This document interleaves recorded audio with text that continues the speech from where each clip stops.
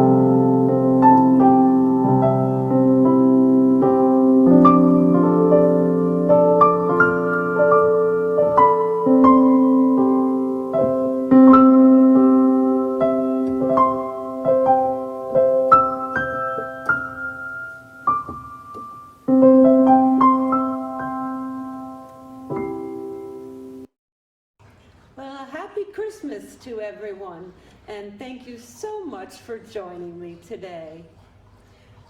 Mr. Charles Payne was here just a short while ago, and he decided to stop in here at Olmsted while I'm preparing, as you can see, everything with Lord Perry permission for Christmas. So he had been here just a little while ago, and he's doing very well. His wife, Grace, and the children are doing just fine.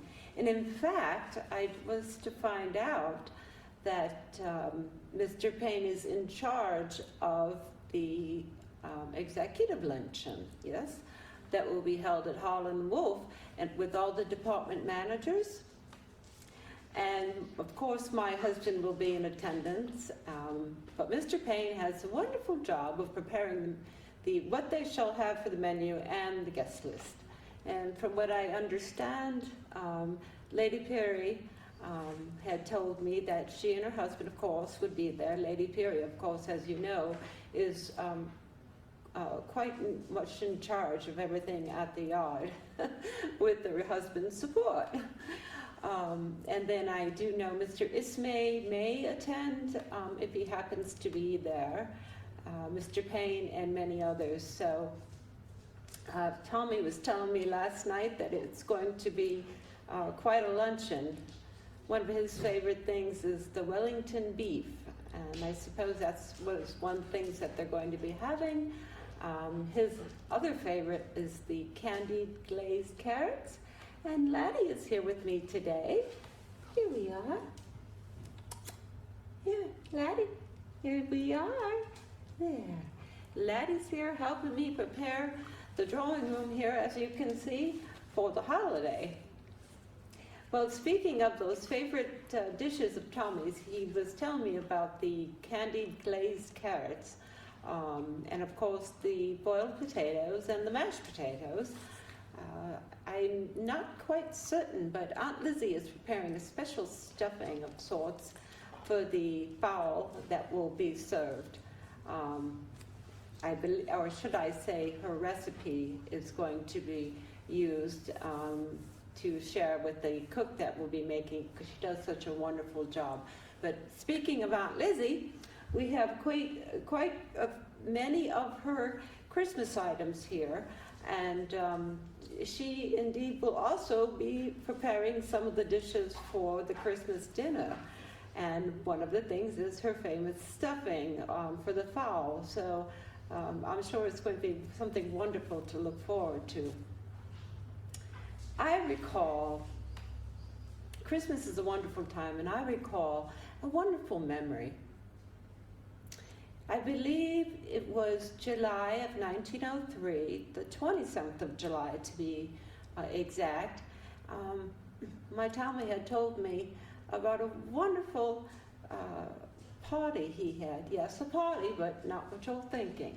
And he was staying with the Scott sisters, renting several rooms. And what is it? Would you like more? Well, I suppose laddie here is looking, and where is Lady Perry? And where is that Lizzie? Are they outside? I suppose so. Yes, they have much to do. That's a good boy. Well, going back to this wonderful story he had shared with me, he had a party in honor of King Edward and Queen Alexandra when they were visiting Belfast. And the route of passage went right through the street, Wellington Place, right where he was staying with the Scott sisters. And they were kind enough. They had, I believe it was Jane. In fact, I did bring, he shared with me a wonderful page here. And I do believe it was Jane, and she was the head of the family. And she was the one that allowed my husband to, what should I say, my fiance, long before we had been together and courting, she had let Tommy have a wonderful party for children. Yes, all the children that he can muster up. He planned a children's party in the rooms, so they were able to watch from his rooms the wonderful procession when the king and queen had come through the street on the route of passage. So he had set that up and with the ladies, and they were so kind to let him do that for the children. And from what I understand, there was a great deal of all sorts of pastries and games. Of course, Aunt Lizzie had a great deal to do with that, preparing some of the pastries for the children, and the Scott sisters as well. So it's a wonderful memory, and Christmas is a time of remembering so many wonderful times during the holiday season. Well, I wanted to share with you some things that Aunt Lizzie let me bring here today. She's busy outside, but she wanted me to share a few things that we try to take these things out at Christmas, and everybody brings their most special memories and things, special items that just come out at Christmas and Boxing Day. So, and of course, New Year's. And two things here she has saved. In fact, she has a complete scrapbook of her favorite paper ephemera. And then I learned quite a bit about the Christmas card, of course, that we all share with one another. But did you know there's quite a story on the history of the Christmas card, with it being starting with a wonderful entrepreneur by the name of Louis Prang. He is considered, Aunt Lizzie tells me, he is considered the father of the American Christmas card. Well, it is widely accepted, as we all know, that the first Christmas card was printed in London in about 1843, when Sir Henry Cole had requested one by the artist John Calcott, John Calcott Horsley to be exact. Excuse my my misspelling there, to design a lovely card, and he could send it to his friends. And this was back in 1843 in London. So the idea of the Christmas card goes quite a ways back into our history. But it was a Boston-based printer, Louis Prang, that came out with a wonderful card and introduced the certain type of card to the American public as well as overseas. And I actually have one of his first cards that is a cherished prize of Aunt Lizzie's, and she allowed me to share it with you today.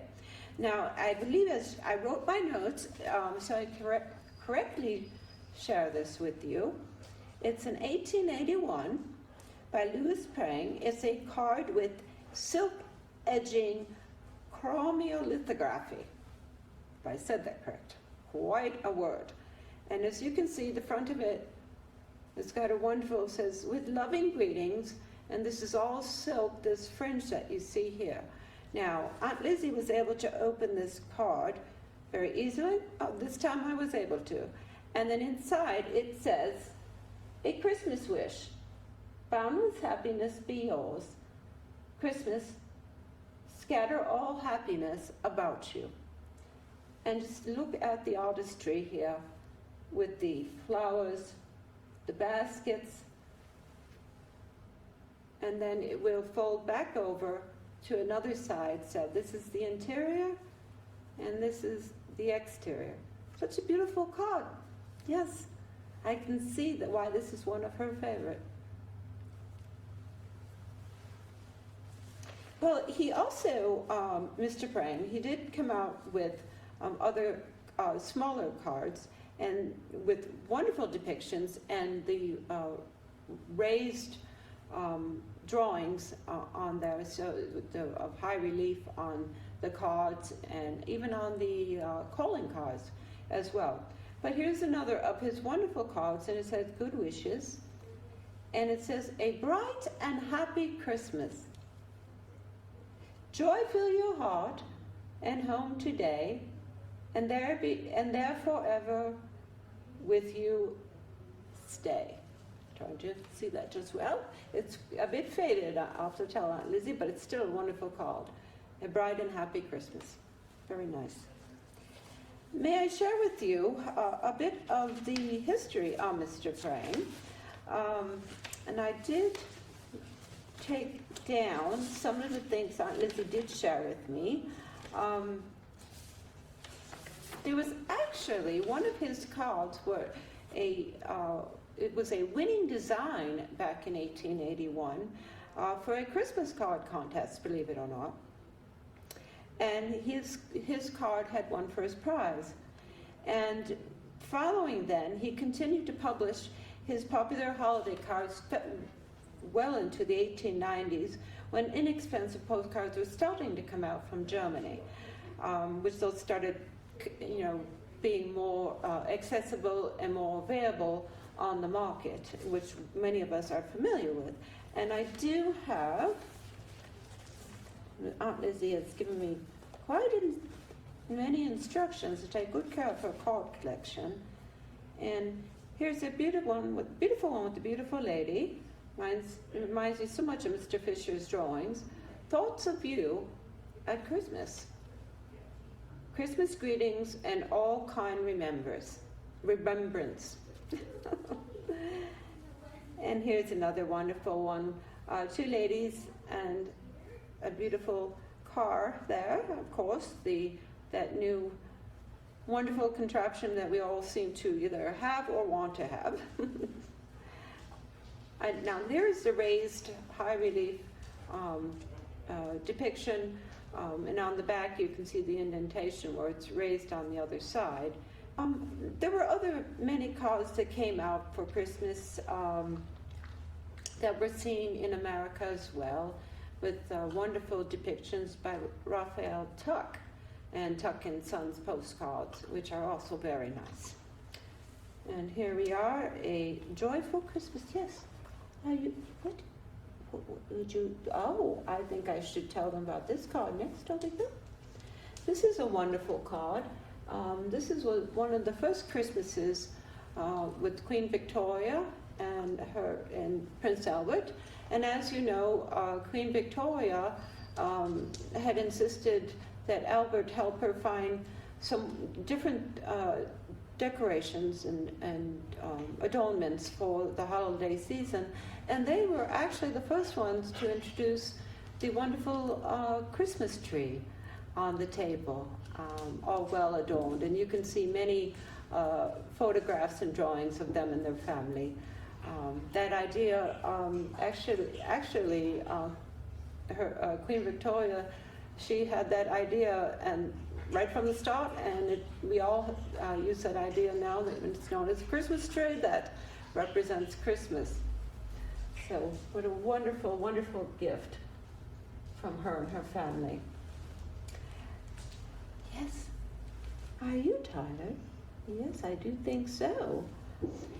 Well, another one of the wonderful cards that I wanted to show you, and this one is, I believe this is another card similar to Mr. Prang's card, but this is an American card, and this says Christmas tide and wonderful greetings inside. And of course, being that it's from America, they tend to write Merry Christmas instead of Happy Christmas. So just a bit of difference there, but a wonderful Christmas card all the same. And so not willing to compromise the standards of which Louis Prang had come to be known for, he chose to leave the greeting card business and concentrate on other publishing ventures. So from that point forward, nevertheless, he was considered the father of the American Christmas card. It's been a wonderful thing there to share with you. Now, I wanted to ask you, share with you, about your Christmas carols. Yes, Christmas carols, of course, we're already singing them. And in fact, the staff here had some wonderful tunes on earlier on the gramophone that we were enjoying. Is Silent Night, Hallowed Night by the Hayden Quartet. Beautiful, beautiful rendition of Silent Night. And we were listening to it earlier as we were taking out all the Christmas items. And of course, we have Louis, our friend here, that decorates everything at Christmas. He's actually one of Lord Peary's trophies from some time ago. Just as my late father, they had acquired, the both of them have acquired quite a trophy collection. So he insisted that I decorate some of his trophies, Lord Peary's, as said, to decorate some of his trophies for the holiday season, and so I have. I think he looks quite well. I think he's trying to smell the greens that I put up as well. So, going back to the Christmas carols, I have some wonderful notes here that Aunt Lizzie wrote up for me. She prepared me quite well. There's wonderful carols you probably all recognize, and some of the earliest ones date from about 1500 to 1800. And the tune Hark the Herald Angels Sing came out in 1847. I Saw Three Ships, 1818. God Rest Ye Gentlemen, that was 1833. Joy to the World, and that was 1853. Oh, Come All Ye Faithful, and Oh, Come All Ye Emmanuel. Those were 1857, so they've been with us a bit of time. The 12 Days of Christmas came out in 1864, 1865, and While the Shepherds Watched Their Flocks started coming out different renditions of the tune in 1865. Now, some of the more familiar tunes, and of course Silent Night, Hallowed Night or Silent Night, that was actually first performed in 1818, but there are records that do take the tune, the Christmas carol, back quite a bit earlier than that. Oh Christmas Tree dates back to 1824, and so many other things. Of course, we all love our jingle bells and our sleigh rides that we're able to enjoy at this time of year and sort of forget about all our troubles and just have a wonderful time with one another, and snowballs and riding on the sleigh with friends and family. And of course, my husband and I, we love this time of year, being with family, and our little girl, Elba. She is just old enough now to start being more aware of things around her and enjoying all the preparations we are doing for Christmas. So it's a wonderful, wonderful time of year. I'm hoping that everyone has an enjoyable holiday season, and I hope that you take the time to really appreciate one another. Of course, we have a happy Christmas coming up, and then we have Boxing Day, followed by New Year's. And of course, our New Year's goes all through the month of January. So we have plenty of time to celebrate and have a wonderful time. I have two ornaments here I wish to share with you. And you can see they're tied up, two doves in a red bow. And I'm going to untie these. Well, here comes Laddie. Oops. I think we lost a little wing. We can always put that back. Yes. How are you? I see you're in and out and all about and up and down the stairs today. There we are. There we are.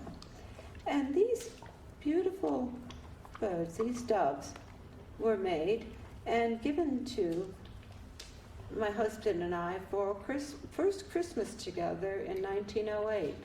And aren't they lovely? And so every Christmas I take these out. They sort of, in a way, remind me of the Christmas bells that we had at our wedding, our white Christmas bells, decorating, of course, over at Conway House for our reception.